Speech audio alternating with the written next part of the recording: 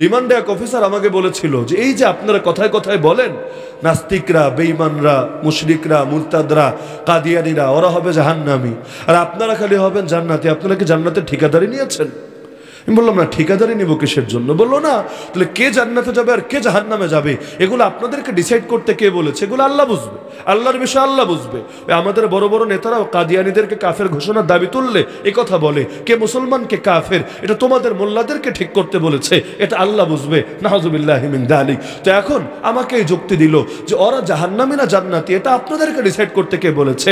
আচ্ছা হুজুর, আপনি আমাকে বলেন যে আল্লাহ কি সর্বময় ক্ষমতার মালিক না? আল্লাহ কি সর্বশক্তিমান না? তা আল্লাহ যদি সর্বশক্তিমান হন তাহলে আল্লাহ কি চাইলে পারেন না আপনাদের সব মোল্লারে ধরে জাহান্নামে ফেলতে আর সব নাস্তিকগুলারে ধরে জান্নাতে ঢুকায় দিতে? আল্লাহ কি পারেন না? যদি বলেন পারেন না তাহলে আপনি মুসলমান না, আর কি এর হুজুর? আর যদি বলেন পারেন তাহলে আপনাদের এত আপত্তি কেন? এখন বলে খুব একটা আলাদা ফিল নিয়ে আছে, উনি খুব আহামরি এক বাক্য বলে ফেলেছে, ওর বাক্য রেখে আর খণ্ডন করা যাবে? অনেকে আর কি নিজে নিজে বড় বড় ফিল নাই আর নিজের অজ্ঞতা কোন জায়গায় সেটাই বুঝতে পারে না। কিন্তু আলহামদুলিল্লাহ উপস্থিত সময়ে যেগুলো নিয়ে আগে থেকে ভাবা থাকে না, উপস্থিত সময় আল্লাহ কখনো কখনো এমন জবাব বের করে দেন যেটা পরে আর তাদের বলার কিছু থাকে না। ওই ইব্রাহিম নবী এক জবাব দিলেন না, ওই যখন জেলখানার একজনরে এনে ছেড়ে দিল আর একজনরে মেরে ফেললো, বললো আমি তো জীবন দেই, আমি তো মরণ দেই, এখন কি বলো কোন রব? আবার আমি তো রব। তখন বললেন না, তাইলে পশ্চিম দিক থেকে একবার সূর্য ওঠাও দেখি, ফাতি বিহা মিনাল মাগরিব আল আমরু লা ইয়াক্তাজি তাকরার। এখন সূর্য তো আর জেলখানার কয়েদি না, রিমান্ডে নিয়ে আচ্ছা মতো বাদাম দিবে। এরপর সূর্য বলবে স্যার আর মাইরেন না, কোন দিক দিয়ে ওঠা লাগবে খালি বলেন না, ডাইন বাম উপর নিচ পূর্ব পশ্চিম উত্তর দক্ষিণ সেদিক দিয়েই উঠবো। এখন সূর্যের সঙ্গে তো আর মাস্তানি চলে না। ফাবুহিতাল্লাযী কাফার। একইভাবে হাফেজ ইবনে হাজার আসকালানী রাহমাতুল্লাহি আলাইহি নাম শুনেছেন? সহিহ বুখারীর নাম তো শুনেছেন। সহিহ বুখারীর সবচাইতে প্রসিদ্ধ ব্যাখ্যা গ্রন্থ বর্তমানে ফাথুল বারী। ফাথুল বারীটা যিনি লিখেছেন তার নাম হাফেজ ইবনে হাজার আসকালানী রাহমাতুল্লাহি আলাইহি। তো একদিন বের হয়েছেন রাস্তায় হাঁটতে, সঙ্গে অনেক শাগরেদ, অনেক মুরিদান।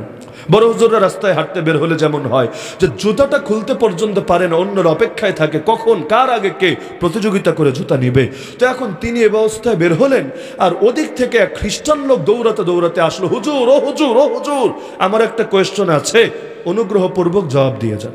সবাই তো অবাক, খ্রিস্টান বেটা আবার কি প্রশ্ন করবে, কি জানি প্যাস লাগাবে। কারণ সব প্রশ্ন জানার জন্য হয় না, কিছু প্রশ্ন হয় গিরিঙ্গি লাগানোর জন্য। যেমন বাংলাদেশে ওয়াজ মাহফিলও এখন দারুল ইফতা হয়ে গেছে, ওয়াজ মাহফিলও ফতোয়া চলে আর কি সবই। তো এখন দেখবেন এলাকায় যদি কোনো সালাফি হুজুররে আনে, তাকে প্রশ্ন করবে হুজুর হাত কোথায় বাঁধবে, আমিন আসতে বলবে না জোরে বলবে, রফিয়াদাইন কয়বার করবে, তারাবি 8 রাকাত পড়বে না 20 রাকাত পড়বে, তালাক 3টা একলগে দিলে 3টা হবে না 1টা হবে, ইত্যাদি ইত্যাদি। 20টা 25টা মাসালা নিয়ে তুমুল বিতর্ক হয়, এর কোনো না কোনো একটাই কিন্তু প্রশ্ন করবে, কেন? জানার জন্য না, এগুলো যে করেছে ওরও জানা আছে, শুদ্ধ জানুক অশুদ্ধ জানুক জানা আছে, তাহলে কেন করবে? এই বিয়ানি বাজারে একটা প্যাচ লাগানোর জন্য, যাতে করে আগামী 6 মাস এলাকাটা গরম থাকে। আবার যদি ধরেন এক বেদাতি মৌলবীরা আনে, ওরা প্রশ্ন করবে নবী কি নূর থেকে তৈরি না মাটি থেকে তৈরি, মিলাদ কিয়াম এটার বিধান কি, যারা মিলাদ কিয়াম অস্বীকার করে এদের হুকুম কি, ওয়াহাবি খারেজি ইত্যাদি ইত্যাদি এই টাইপের প্রশ্ন করবে। তো যেই গ্রুপের হুজুর ওই গ্রুপের প্রশ্নোত্তর, এমন হয় নাকি হয় না? তো অনেক সময় প্রশ্ন জানার জন্য হয় না, হয় প্যাচ লাগানোর জন্য, হয় ফিতনা বাঁধানোর জন্য। তো সাগরেদরাও কান পেতে আছে, খ্রিস্টান বেটা আবার কি প্রশ্ন করবে দেখি তো। এখন খ্রিস্টানটা আবার অসহায় খ্রিস্টান, দিনমজুর বেচারা, কষ্ট করতে করতে কোমর গেছে বাঁকা হয়ে, শরীরের চামড়াগুলো কুচকে গেছে, রোদে পুড়তে পুড়তে গায়ের রং বিবর্ণ হয়ে গেছে। এখন হুজুরে বলে, হুজুর আমি আপনাদের মুখ থেকেই শুনেছি নবী নাকি বলেছেন দুনিয়া মুমিনের জেলখানা, কাফেরের বালাখানা, কাফেরের স্বর্গ, আর দুনিয়া সিজনুল মুমিন ওয়া জান্নাতুল কাফির।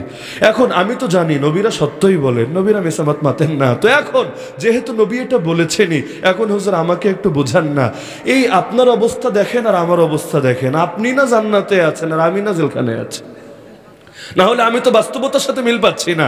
এখন নবীর কথা অস্বীকার করা যায় না, কারণ নবীরা সত্যই বলবেন, কিন্তু আবার দেখেন আপনি কই আমি কই, আর আমার জন্য গোটা জীবনটাই তেজপাতা, আর আপনি তো যে সুখে আছেন আখেরাত বা দুনিয়াতেই যে মহামূল্যবান নিয়ামতে আছেন, এর 1000 ভাগের 1 ভাগ আমি পেলেও তো চলতো।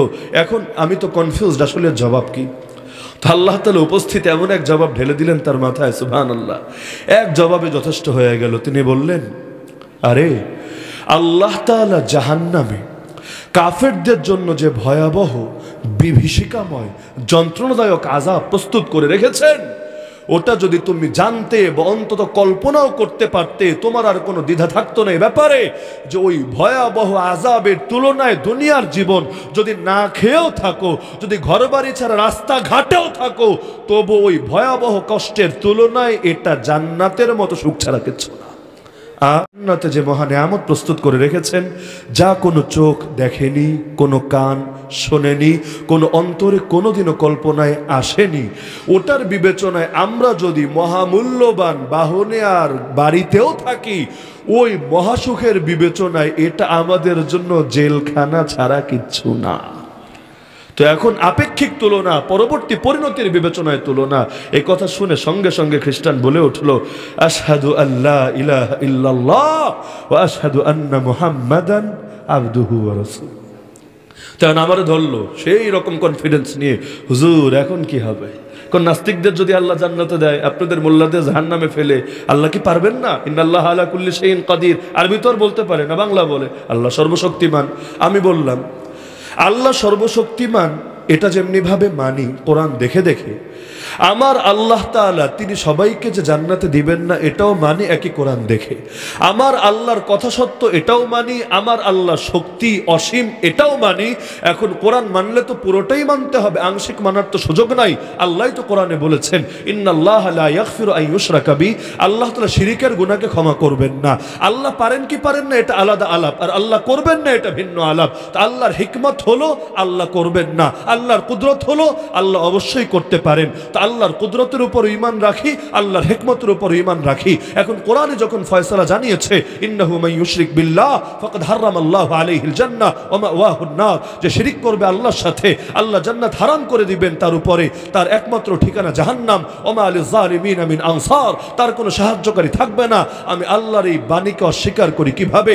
উপরন্তু আল্লাহ যখন জানিয়ে দিয়েছেন এদেরকে, উলাইকা হুম শাররুল বারিয়া, এরা হলো সৃষ্টি জগতের সবচেয়ে নিকৃষ্ট, তখন এদের উপরে ক্ষোভ না দেখিয়ে থাকে কিভাবে? তো আলহামদুলিল্লাহ বলার পর আমার ধারণা ছিল যে এখন যুক্তি দিলে ওইখানে তো দুর্বল হলে তো বেশি কিছু করার থাকে না, যুক্তির জবাবে তো সবসময় যুক্তি চলে না। নবী ইব্রাহিম যুক্তি দিলেন, নমরুদ যুক্তিতে পারে নাই, কিন্তু তাই বলে মেনেও নেয় নাই, ধরে আগুনে ছুঁড়ে ফেলে দিয়েছে। তো প্রতি মুহূর্তে অন্তরে এমন সিগন্যাল বাতি জ্বলতেই থাকতে এই মনে হয় মায়ের শুরু হয়ে গেছে, কারণ পাশেই লাঠি রাখা আর সামনে পেছনে ভয়ঙ্কর পরিণতি, এটা যারা জান নাই কোনোদিন কল্পনাও করতে পারবেন না। তো এখন বিভিন্ন রকম আলামত আছেই, কখন জানি আবার কি শুরু হয় আল্লাহ ভালো জানে। তো একদিকে কথা না বলে উপায় নাই, কারণ পরাজয়ের আলামত, আর হক কথা গোপন করার কি বা আছে। আর আরেকদিকে বলার পরও চিন্তায় পড়ে যাই, আরে কি যে হবে, যা আছে তকদিরে তাই তো হবে। আলহামদুলিল্লাহ কোন রকম জীবনটা চলে গেছে। তো এখন যেই বার্তাটা আমি দিয়ে গেলাম যে ইলম সহি না করার কোনো বিকল্প নাই, আকীদার সম্পর্ক তো মৌলিকভাবে ইলমের সাথে। তো যার ইলম সহি হবে তার আমলও সহি হবে ইনশাআল্লাহ, যার ইলম গলত তার আমলও গলত। আর ইলম সহি করতে চাইলে যেতে হবে কার কাছে? ডাক্তারি শিখতে চাইলে ডাক্তারের কাছে যাওয়া লাগে, ইঞ্জিনিয়ারিং শিখতে চাইলে ইঞ্জিনিয়ারের কাছে যাওয়া লাগে। তো ইলম সহি করতে চাইলেও আলেমের সামনে এসে, নবী থাকলে নবী, নবী না থাকলে নবীর ওয়ারিস, তাদের কাছে এসে হাঁটু গেড়ে বসে আদবের সাথে নিজের আকীদা, নিজের জ্ঞান, নিজের বিশ্বাসকে উপস্থাপন করতে হবে। এরপর তারা যেভাবে পরামর্শ দিক নির্দেশনা দেন সেভাবে নিজের কর্মপন্থা সাজাতে হবে। আলেমের কাছে আসার বিকল্প কোনো কিছুই হবে না। তাবলিগে গেলেও আপনাকে বলবে মাসায়েলে ইলম ওলামায়ে কেরামের কাছ থেকেই শিখতে হবে। এমনকি যেখানেই যান না কেন আপনাকে আলেমের হাওয়ালাই করা হবে। এখন ভাইবেন না শায়েক ইউটিউব আর শায়েক গুগল থাকতে আমাদেরকে আলেমের দরকার আছে? শায়েক ইউটিউব আর শায়েক গুগলও তো সবই পাওয়া যায়, আর কোনটা ভালো কোনটা মন্দ তাই বা আলাদা করবেন কিভাবে? ও জন্য আলেমের কাছে ফিরে ফিরে আসতেই হবে। তো এই কারণে ফরজে আইন ইলম শেখার জন্য সকলে মেহনত করতে রাজি আছেন তো ইনশাআল্লাহ? ইলম খালি মেসাবদের জন্য দরকার এমন না, আপনাদের প্রত্যেকের দরকার। যার ইলম নাই তার কিছুই নাই, ইলম সহি তা আমলও সহি হবে ইনশাআল্লাহ। আজকে থেকে নেমে পড়েন যে আমাদেরকে ইলমের লাইনে মেহনত করতে হবে, ইলম সহি করতে হবে, যাতে করে টুকটাক আমল যাই করি না কেন সে আমল আল্লাহর কাছে কবুল হতে পারে। পারবেন তো ইনশাআল্লাহ?